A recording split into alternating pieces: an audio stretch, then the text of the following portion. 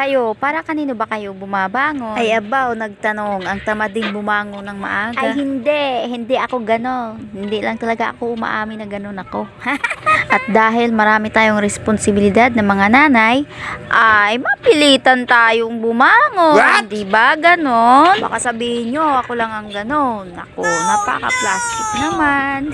Joke lang. At syempre, bago gumawa ng mga gawaing Ginagawa mo! Hey! oh, chismosa yan. Hindi, seryoso tayo. Kasi minsan pagka may urungin sa labanga pag-urong, ayan, nag-uurong ako. Siyempre, sipag-sipagan ako. Diba? Masipag kaya ako. Huwag kayong ano dyan, pinupuri ko yung sarili ko. Siyempre, pinumotivate ko yung sarili ko. Ganon din ba kayo? Motivate your own self. Parang yun lang yun kapag hindi ka na masaya, pasayahin mo yung sarili mo. Ganon. Tsaka syempre, pagkatapos ng gawaing bahay, diba? Pagkatapos maghugas, pagkatapos magluto, pagkatapos magwalis, pagkatapos maglaba, pwede ka nang gumawa ng content, pwede ka na mag-race. Ay, for the go! Kala ko tapos na ako sa gawain ko. Kasi tapos na ako magluto.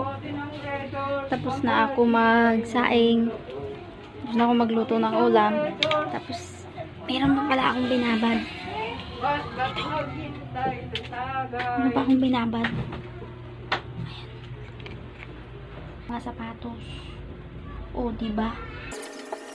Kala ko talaga tapos na ako. Tapos ito pa, oh.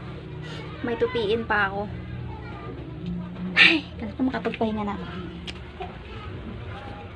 Ang init pa naman sobra. Tapos nagugutom na pati ako. Sarap na niluto ko na ano. Niluto ko na adobong sitaw. Adobong sitaw. Alam niyo, ayaw ko talaga magluto ng adobo. Dati. Kasi, kung hindi maalat, hindi ko trip ang lasa.